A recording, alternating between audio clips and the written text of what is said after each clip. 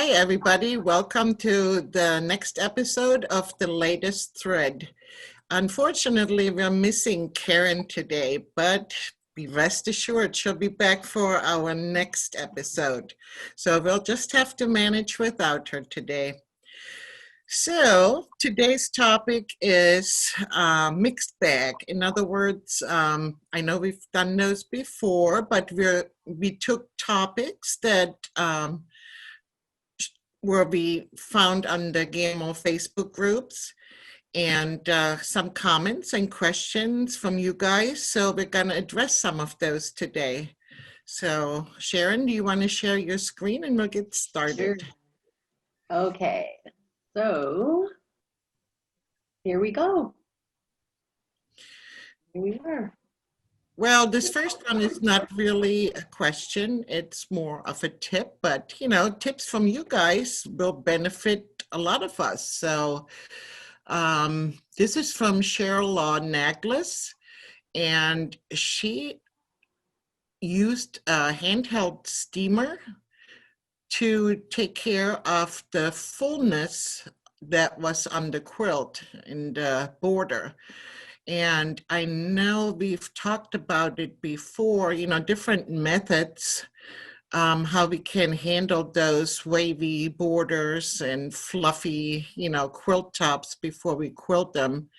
So I think that's a great idea to use a steamer. Anyone else? Sharon? Yeah, I thought it would be a cool way to, another use for that would be for if you've got your backing, like some of those extra wide backs have wrinkles everywhere, right? Or even just a regular backing from just hanging or folded, however you store them before you quilt them. If you just toss it over top of the frame, and you could use that for getting rid of some of the more stubborn creases, it would be just so much easier than having to, I hate using an iron and an ironing board. So that would be handy for that too. Well, yeah, you're right. Because I used to use wrinkle release spray to do that, for the backings when the clients didn't, press them, because even though, they really should do that, but it affects how I do my job because I would get frustrated to get puckers.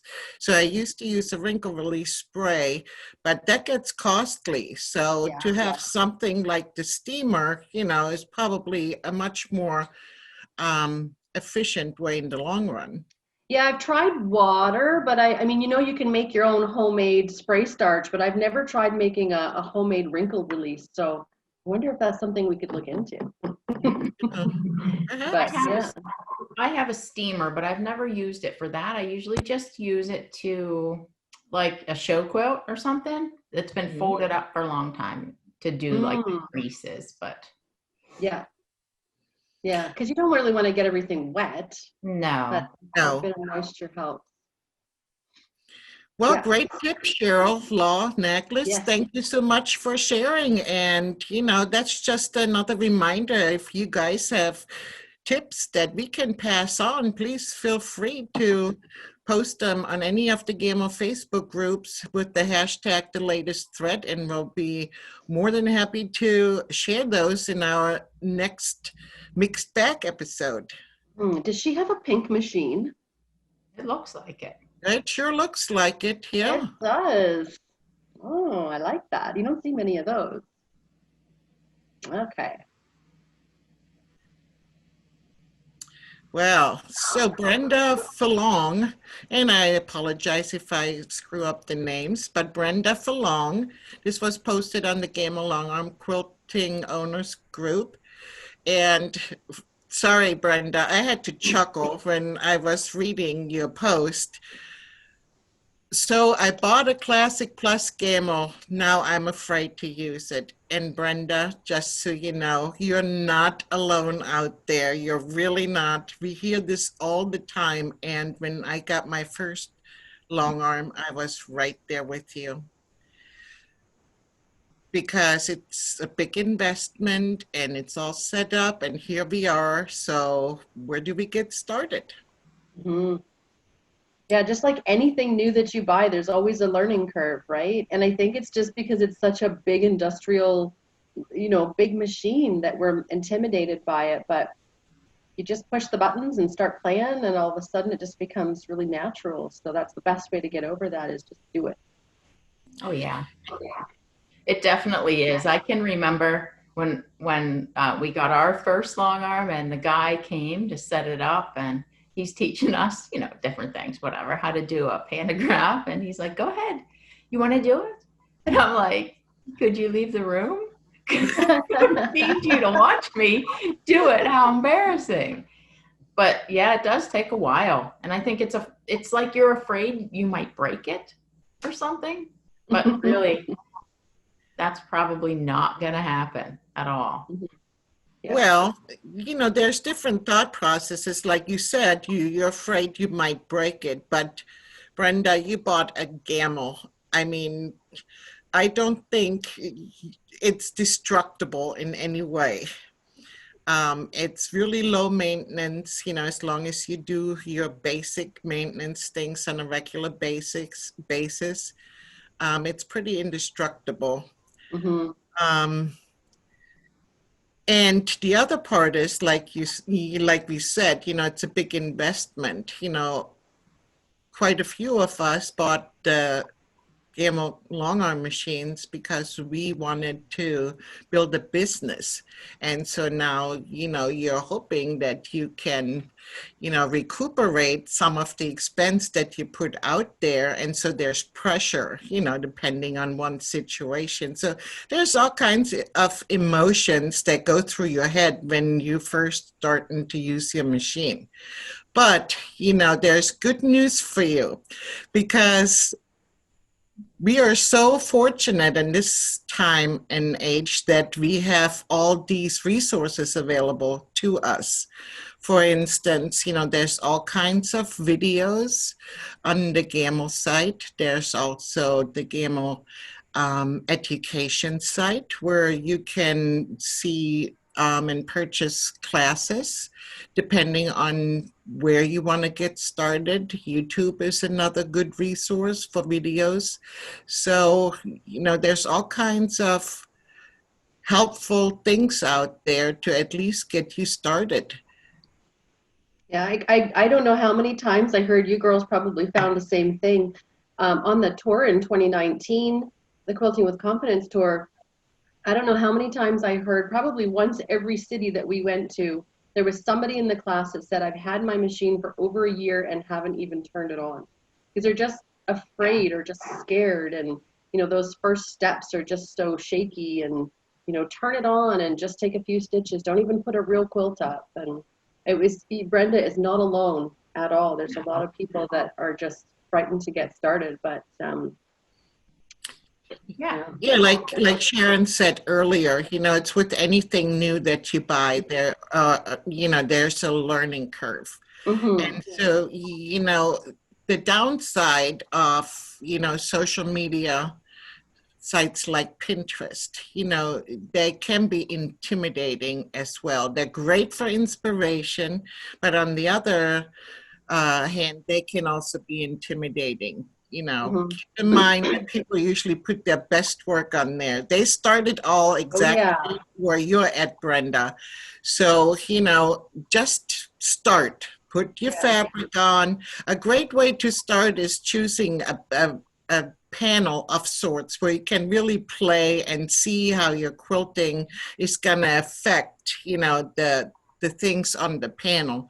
So don't be afraid, join the groups, because, not only is there helpful information on those groups, but it's also a source of camaraderie, where you can see that other people are going through the exact same thing than you are. And it's a confidence builder in itself if you join the groups.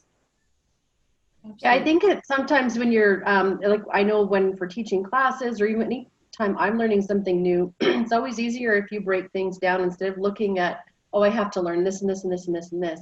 Maybe Brenda, you could just turn the machine on, and today I'm just gonna worry about bringing my bobbin thread up and making a secure start and stop. That's all I'm doing today. That's all I want to focus on today, is learning that one thing.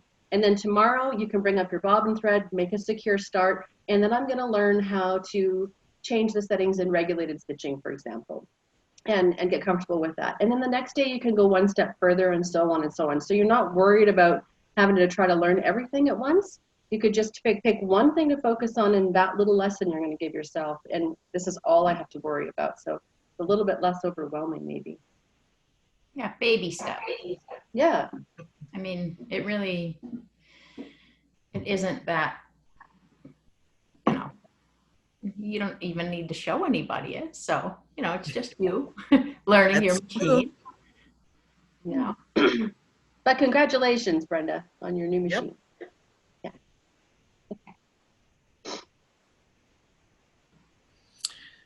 Okay, so this post is from Letha Gunter. And I thought this was a great post. She says, I have a quilt 80 by 80 using Hops 80-20 to quilt on the Vision to Elevate. Just wondering if it is feasible and what size. I'm sorry, I can't read the whole post because we are in the way, so I might screw it up. What size row should I expect to have to keep the quilting within the quilting space to roll and be able to get to the bottom? So I thought that was a great comment because especially, if you're a newer quilter, and you find all these amazing patterns, you do have to make sure that you consider your throat space on your machine, because all of our machines have different throat spaces. And if I have an 18-inch throat space, obviously I cannot use a pattern where each row is 20 inches, because as I roll, I'm not going to be able to complete, the whole row in one pass. Well, but you can consider too that you can make that pattern any size, so you can make it fit your row by editing it. You're just going to put in more rows, so it'll make it smaller. But the really important thing with that is once you get it on your screen, to zoom in and look at the background grid, to make sure to understand, because you've made it smaller, how tight that might, depending on the pattern, not always, but it might make it really, really tight. And then in that case, you might want to pick something that's a little more size specific, I guess. And that's very true, because Letha has a Elevate, and therefore she is able to do that. Mm-hmm. But for any other people that are, working without an Elevate, the throat space in relation to the size of the pattern is definitely something to be considered. I found that 8 inches is a good number, regardless of what size of machine it is. So my very first machine was a Premier 18, mm-hmm. and hand guided. I didn't have the Elevate, and I didn't buy any pantographs that were bigger than 10 inches. So that was my 8 inches to, if I had a really fluffy backing and some big batting, and that allowed me enough space to get all the way to the bottom on a full-size quilt to not run out of space. Anything bigger than 10 inches was a bit of a problem. Trying to raise the roller to get a little bit more space. Yeah, and the same thing applies now. We have 226s, and it's the same thing. I'll go up to 18 inches, so it's like 8 inches off seems to be the magic number for us anyway. So yeah. Well, and the batting, she listed her batting, which was the Hops 80-20. And like Sharon said, sometimes if you have a batting that has a much higher loft than the 80-20, that's definitely a consideration, mm-hmm. as well when choosing your pattern. Yeah, some of those patterns that you look at that come with the Elevate, really, like Jody said, if you really zoom in and look at that background grid for scale, they would be super tight if you stitch them out at 10 inches, because some of those ones I stitch out at 18 and think, oh, that's still really kind of tight, right? Yeah. So you know, you definitely gotta, every pattern's gonna be different, and you've gotta zoom in and take a look. I'm gonna move on. Sure. You want to just read that one, please, Sharon? Because Sure. I can't see it. Yep. Is there a way to complete a design that was not saved on the Gamma Elevate? I'm a newbie and I got way off base yesterday and I couldn't get the design on the quilt to be on the quilted area. What happened was my bobbin ran out and I pressed the incorrect method to go over. I know now what to do about that. So it is not a quilt that is prize winning, but I would like to be able to finish it with pride. I'm sure that this happens if the power goes out, but I can't claim that. It was pure operator error. Is there an option I can use to mark quilt and then continue, or some other option? Now you guys can go first because I just read all that. Well, I'm still trying to process what you were reading because it's a lot in there. So essentially, what she was saying, how do I continue my pattern if something happened and, you know, I lost my setup?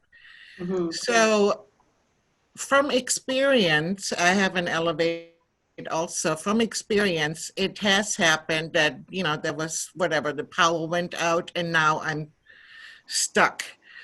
So when I do my editing, when I set up my edge to edge on the Elevate, I always either take a screenshot with my final setup or, you know, take a picture with my phone.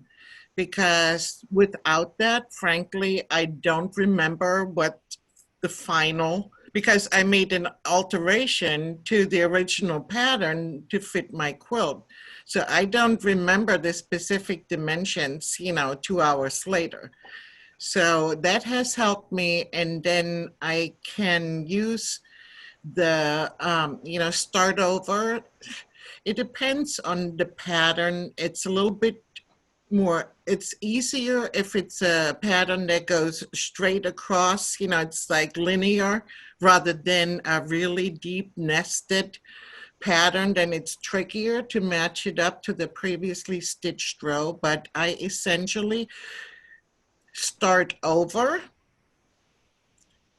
using, no matter where I'm at on the quilt, using the exact same dimensions, like the size. I put in the entire length of the quilt again, you know, set it up like I did at the beginning, and then make sure it matches to the picture that I took. And then I'm really careful measuring and using the crosshairs to make sure, you know, it matches up where I was. And that's just my way of doing it. Doesn't mean it's the right way, but that's what's worked for me. Yeah, I did it one time and it was just me stupidly pulling the cord out of the wall when I was doing something. So honestly, I walked away from it. I shut it off and I was like, oh well, you know. But the next day, and again, yeah, there's probably a bunch of different ways, but so I didn't take a picture. It was my own thing. So I mean, I wasn't, you know, whatever. So what I did was I used a ruler and I marked a line across the highest point on the pass and a line across the bottom, you know, touching the highest point and the bottom point. And I just clicked down kind of like a border from where it ended, because it was like partially through one row of the edge to edge. So I clicked 2 points and I just played around with it, because you can move your needle to see where it's gonna stitch. It was a lot of playing around. And was it perfectly lined up? No, but it was good enough. And I actually then just connected the two where it didn't quite meet. I connected them freehand. And then I did the rest as a new setup. Mm-hmm. So, you know, it's a little tricky when you can't save it. So Yeah. But there are ways. Sorry, go ahead. No, you go ahead. I was just going to echo what you said. I thought, I mean, taking a screenshot right on the tablet is, you get into the habit of doing that, that would just save your bacon, right? You could maybe put a little sticky note on top, screenshot, until you get into the habit of every time you do a setup, take a screenshot, and then they're all right there. It'll be your most recent screenshot on your tablet. Mm-hmm. Prevention.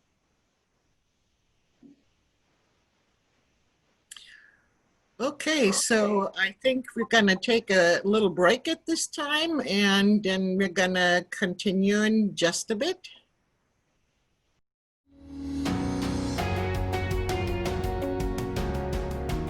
Today I get to show you Gamo's new professional bobbin winder. This little machine kicks out absolutely perfect bobbins every single time. It's quiet, it's simple to use, and it's built to last forever. You know, I've got to tell you, I've used all kinds of different bobbin winders over the years, and after using this one, I am completely in love with this machine. Obviously, one of the things you need for perfect stitches is a perfect bobbin, and this machine delivers one every single time. It only takes about 30 seconds start to finish, so you can wind several bobbins while staying at the machine, or since it stops by itself, you can walk away and come back when you need that bobbin. And now I'll just pull the finished bobbin off, drag the thread down through the thread cutter, and there we have one perfect bobbin. Check out how evenly this bobbin is wound, and the thread tension on this bobbin is perfectly consistent from the first stitch to the last.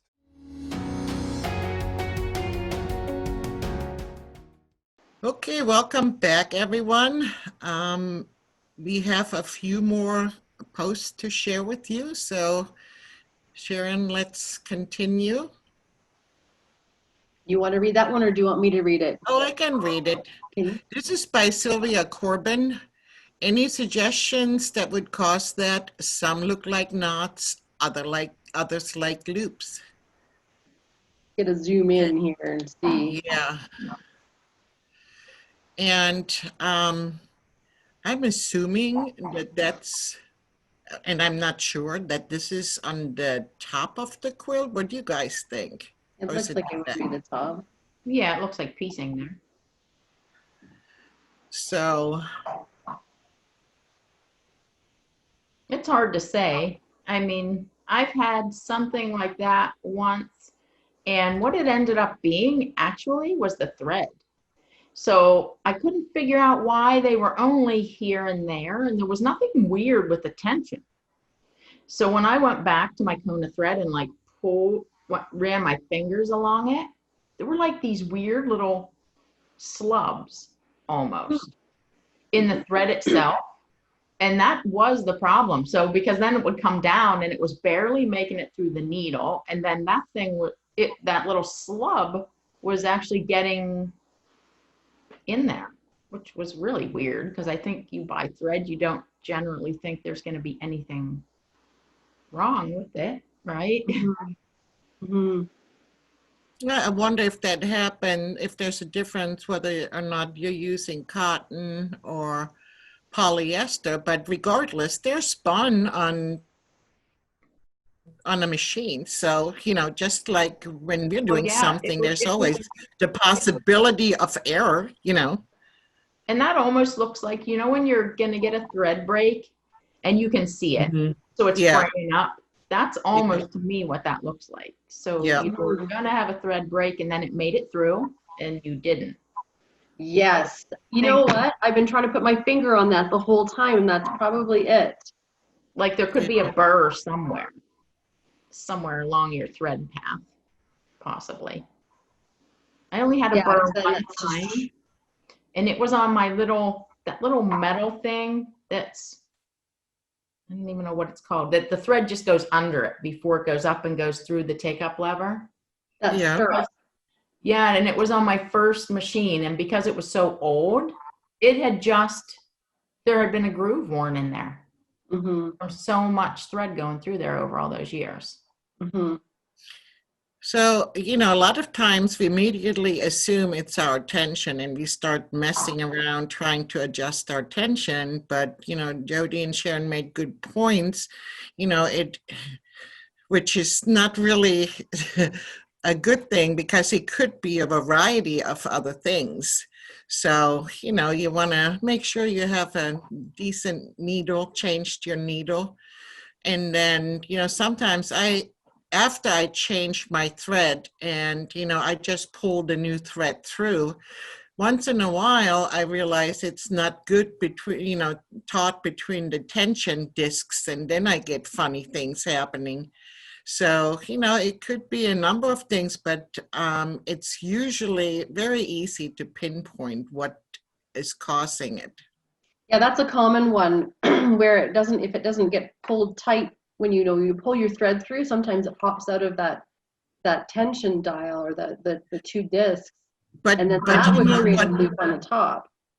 You know what I've noticed, and it happens to me more often, you know, because I'm in a hurry, but you can, and you start quilting, you can literally hear and feel that something doesn't sound right. It really does. And I'm looking because, yeah, there it is.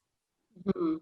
Yeah, I think until you get really comfortable with, you know, being able to pinpoint, oh, I have that problem, I know exactly what's causing it, so I know what to need to fix, is to write down what you're doing at the time when that problem happens. So what mode of stitching you were in. So if you were in constant or regulated, or the machine was stitching, you know, if you're computerized, what thread you were using, what kind of fabric it was on, when's the last time you changed your needle, what's in your bobbin, you know, just maybe make some of those notes, and so that helps you find some consistencies or inconsistencies to be able to pinpoint what happens. Because honestly, there can be a variety of reasons for some of those things, and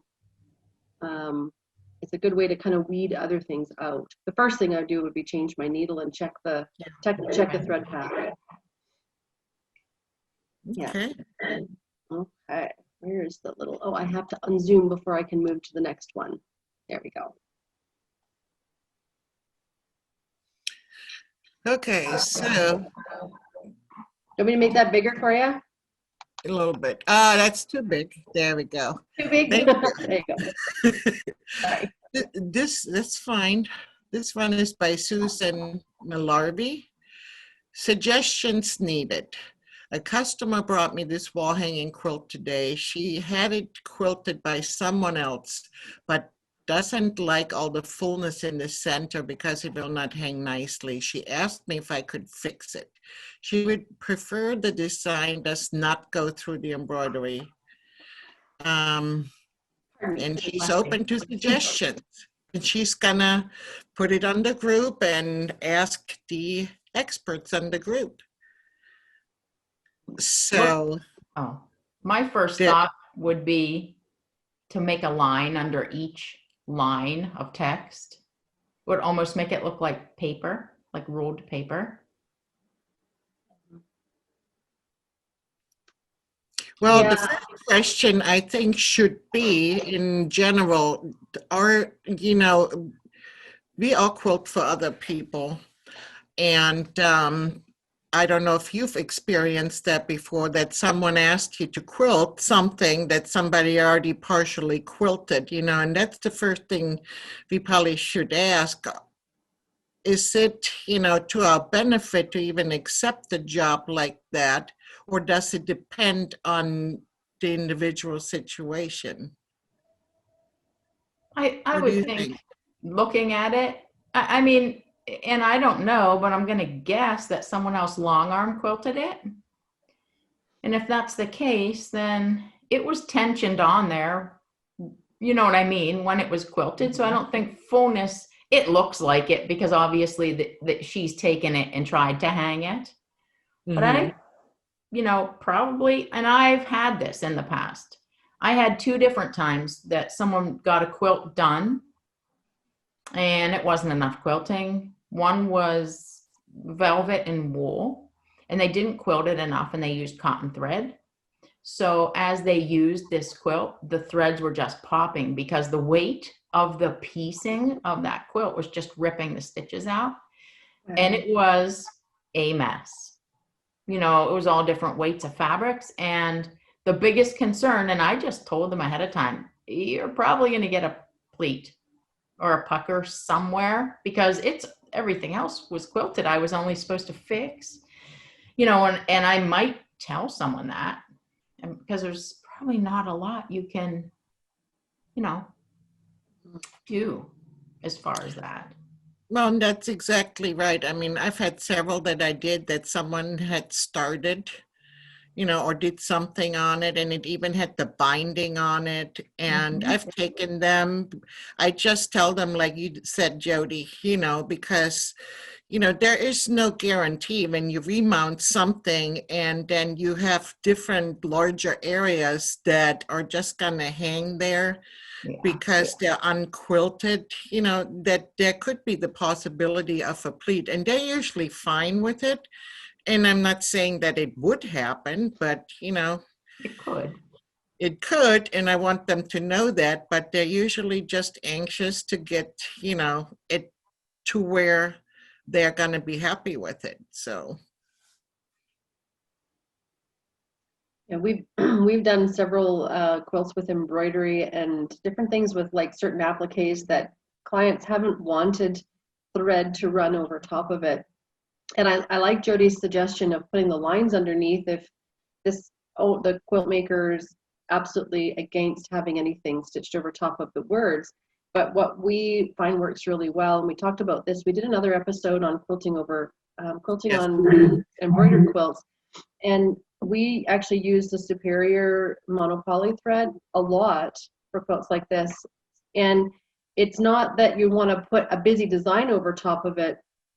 You want to choose the design that's appropriate. So, for example, a crosshatch would probably be really nice over top of something like this. You wouldn't see the thread really over top of the embroidery because it's clear, and it would just blend right in with the background. You would just see the texture. You wouldn't see any thread. And that way it's easy to go over top of the whole area. And the crosshatch isn't a design like a flower or a feather or something that's a motif that your eye is competing with to look at the words, because the words are the focus, right? So something like a crosshatch or just straight lines is a good choice because it just works like a screen. Exactly. So, or it really looks like a background for the words. And I mean, I definitely think it needs a little bit more quilting, and that's why it doesn't hang as flat, because you have quilting and then a big area of not quilting and then some quilting. So, I mean, it's not a fault of who quilted it initially. That's just the nature of and if that densities. Their request, not to have it quilted. Well, and a lot of people that do embroidery still feel, because they have so much time invested in the embroidery, that they don't want anything to distract from it. But I do embroidered quilts quite a bit, and I feel it's also about educating the customer, and you use the monopoly thread, Sharon, or I like to use the 100-weight thread, the micro quilter. Yeah. And I can show them examples where, yes, I quilted through this embroidery, but it didn't affect in any way. And then in the end, it's their choice. But, you just.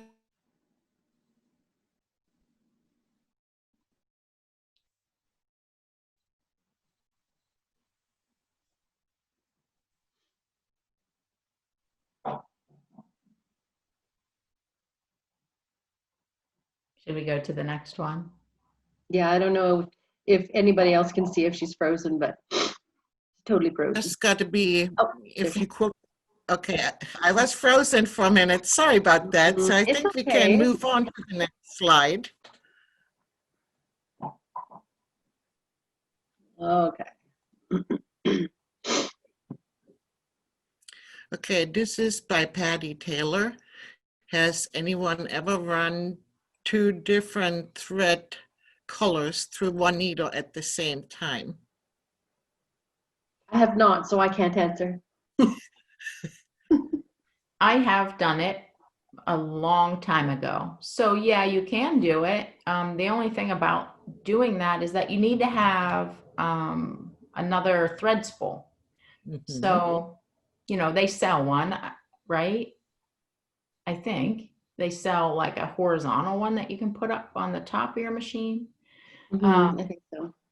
I didn't have it, and I wanted to do that, so I rigged something up myself.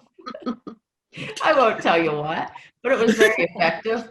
It involved a clothes hanger, and yeah, so, and why I did it was because I was using a metallic thread.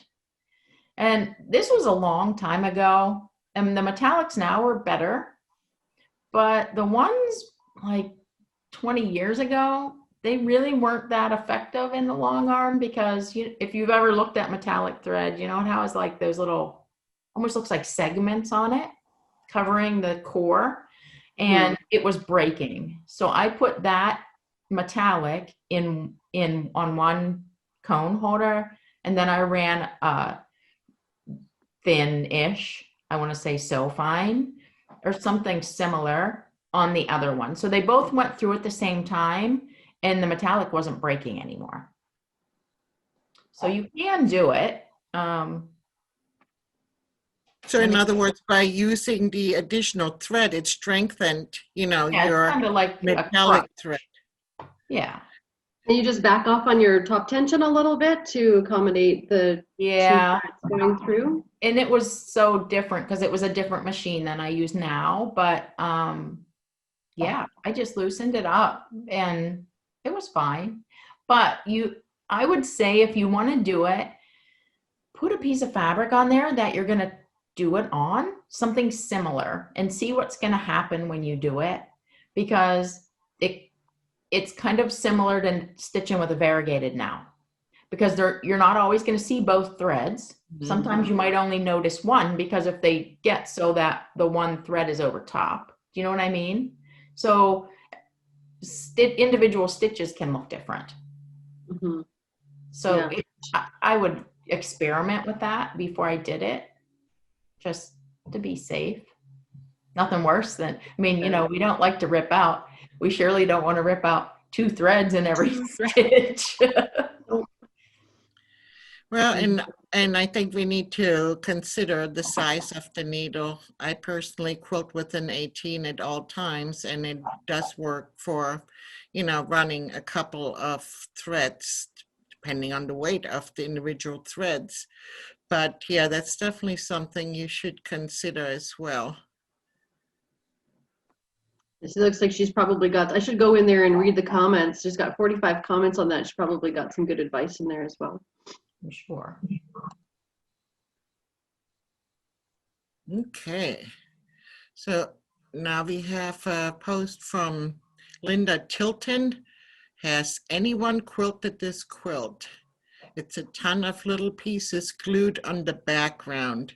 Help, I need advice from someone who has quilted something like that. And I had, when I, looked through the posts, I seen some similar posts, or maybe it was in the comments, I don't remember. But this one person posted that she also did a quilt like that she got from a client, and she showed her the pattern. And in the pattern, it actually stated that you're supposed to just glue it down, and then your long arm quilter is to stitch them all down. That was actually listed on the pattern. And again, I was just following the thread, but I thought, wow, that's actually written in words on the pattern that the long arm is supposed to stitch down each of those. It's just your long armer's problem. Essentially, yeah. I got a chuckle out of it. But, in all fairness, I've gotten quilts where they asked me to do that. Like literally change 20 thread colors to match their pieces, to stitch them down.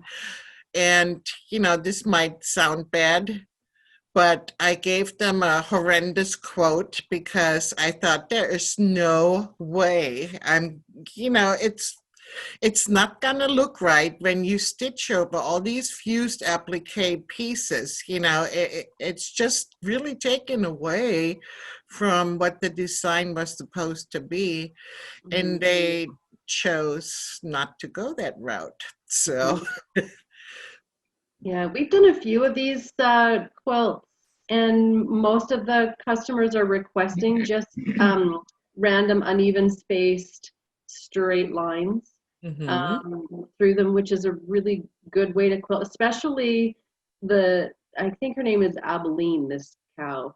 I could be wrong, but I think her name's Abilene. Anyway, if you look at the direction of the strips that she's cut, they're all going vertical. So if you were going to just do the straight lines, I would make sure, that's just one tip, would make sure that my lines were going horizontal, opposing that. It would just secure the little strips much better than if you did vertical lines on it.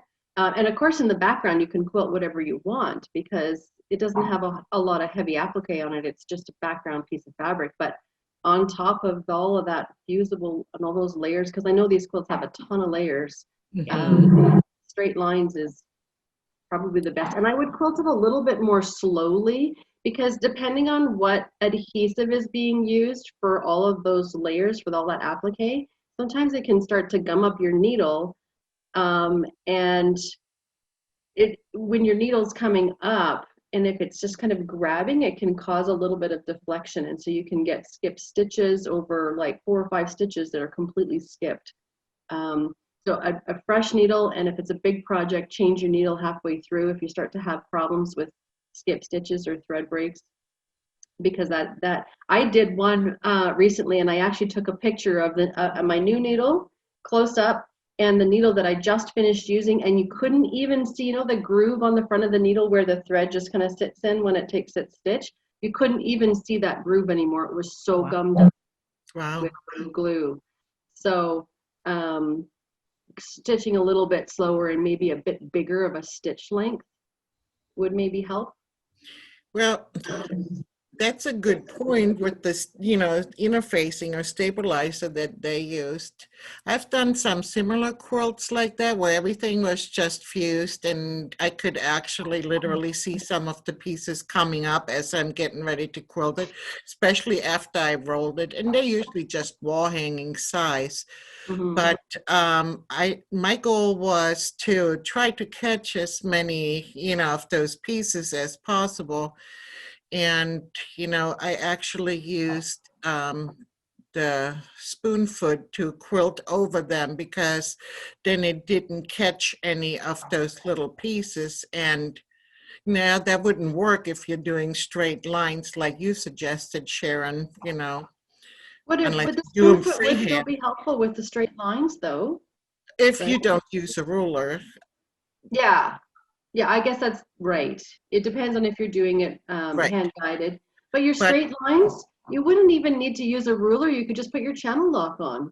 Yeah, but that in my experience has worked well for me to make sure I catch most of those, and but they don't flip up as I'm going. So, and mostly, like I said, they're wall hangings.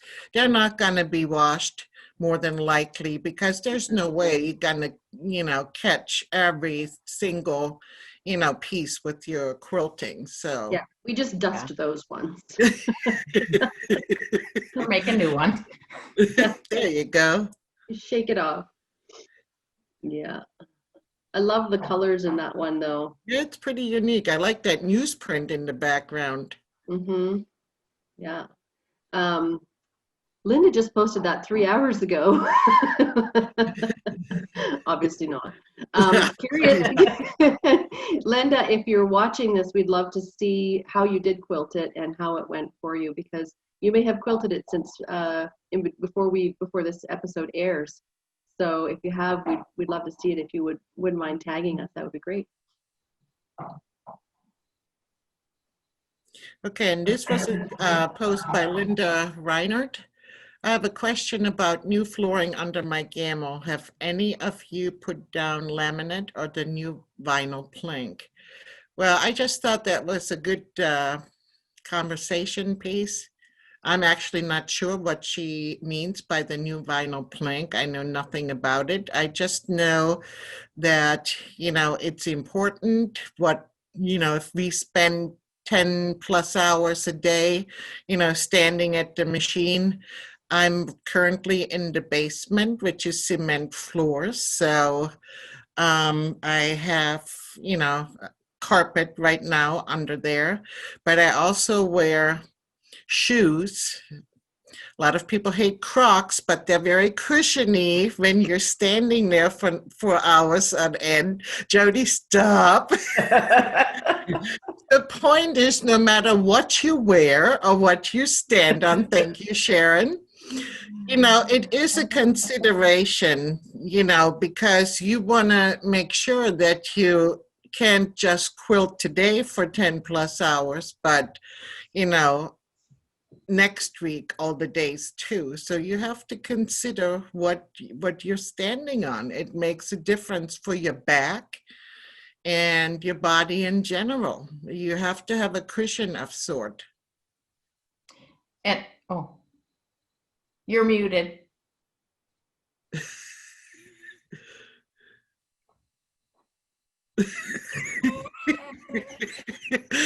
Sorry, we're not lip readers.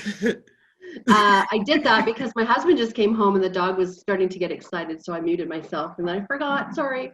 I wonder if her question is more about the flooring underneath the machine itself or the flooring underneath her feet. Because I'm just curious if she's curious about Under the weight machine. of the machine affecting the laminate. You know what I mean? Like if it's going to cause some dents or like demarcations in the floor.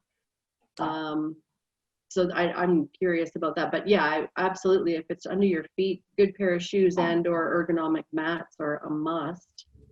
Those anti-fatigue mats. Mm-hmm. And I'm sure you can probably order them in the US, but in Canada, we have a place that you can order them to a specific length and then they just fit together like a puzzle piece. So you can get them 9 feet or 12 feet long, depending on how long your frame is. But I have no idea about the weight. We have hardwood floor and the machines haven't made any dents underneath, but one of our machines before, we had put a little kind of square piece of plywood with an old piece of carpet underneath. And that just distributed the weight of the, foot when it touches the floor. And it also made it easier to move the machine when we needed to. That was an older machine. I don't know I guess I didn't have casters on it. So so I'm just curious if your question is about the weight of the machine affecting the floor or not. So I have the vinyl plank in my kitchen and I would get it over wood again any day because my quilting, the room that I used to quilt in where my machine was on wood. Wood is hard. The vinyl is like, has a little bit of give. And there's a padding on the back of it. So you have a little bit of flex where wood is firm. And I don't think that the weight of the machine, I mean, my refrigerator's on it, the stove, all of those things. And I've moved it out to dust back there and it's not made any marks. I also did have the same thing, Sharon, but they were like magic sliders. So you could move your machine, but I do have, so I used to quilt on carpet and I do again now because I prefer it. And then I quilted on the wood. So there's something to keep in mind. So you know how many strings and things are involved in quilting? If you have carpet, the strings fall and they stick to the carpet. If you have wood, the strings fall and they are just laying there. And then when you pull the quilt off, they stick to the quilt. You know what I mean? So I was finding like all the random strings would stick to the quilt. And I like it better if they just stay stuck to the carpet until I suck them up. Yeah, we're constantly Swiffering when we load and unload quilts because we have pets too. So Swiffer all the time. All right. Okay, I can't read all of it, Sharon. Okay. Victoria Norman, hi. I hope I can get some advice. Not sure where to look on this page, but here's my question. I have a Gammo Classic Plus that I want to learn to free motion quilt. Heard it's better to do so in manual instead of automatic. I don't know what speed my machine should be set at so it isn't too fast or causing it to be sort of jumpy. I am cross-posting so I can get lots of help. Advice truly appreciated. Thank you.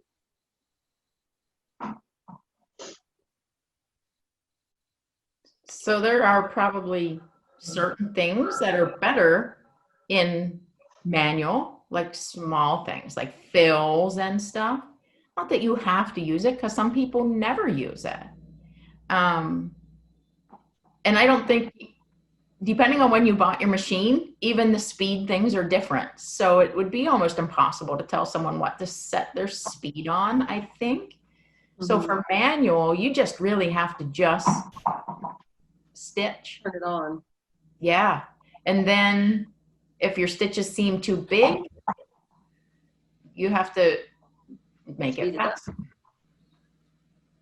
Well, for me, using manual, I use it like Jody was saying a lot of times for fills, but it really, for me, it depends what speed to set it at, depends on the type of design that I'm doing. You know, you can look at it this way, you know, either you can set it higher because you are comfortable with the design that you're stitching, you know, it flows better than maybe another design that you're maybe still learning. So therefore, my speed would vary. So there is different reasons why I don't think one can set a specific number. I think the main goal should be that you set it to where you're not feeling like you're stressing that the machine's running away from you. Or on the other hand, that, you know, the end result, which is the design and the stitching, that it is how you want it to be, that using too fast of a speed didn't diminish the end result. So I think that's a starting point anyhow. Yeah, and if you're nervous about it going too fast, then I would just start with a lower number. Start with like 20 or 30 or something and just see how that feels. And like it's already been said, just look at the length of your stitches. And instead of you trying to slow down to, you know, quilt carefully, purposefully, super slow to get that stitch length that you're looking for, move the machine in a pace that you're comfortable with and have the machine meet you.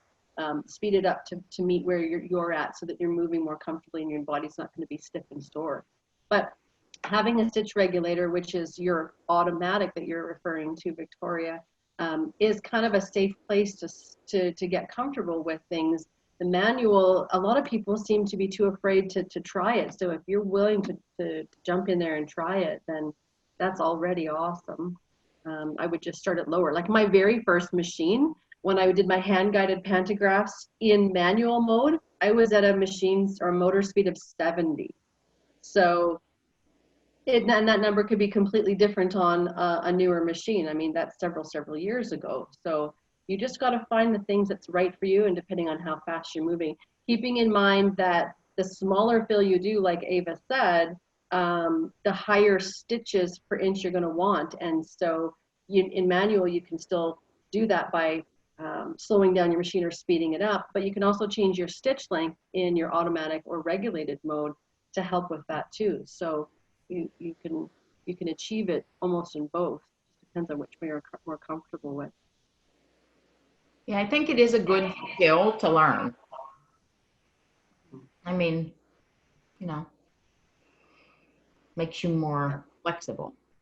I think once you're more comfortable with quilting in manual, it's just a little bit easier on your body too. Like I just find that, yeah, I can quilt longer in manual, but considerations like rulers and stopping and starting and things like that you have to pay a bit more attention to. But I think it's a smoother feel. Yeah. That's our last question. Okay. Scarce no more. Well, I think we covered a lot of different things today. Thank you so much for keep posting on the groups. But we really would love to, get some feedback from you. Also, in regards to other topics, we're going to continue doing the latest thread, at least for the remainder of this year.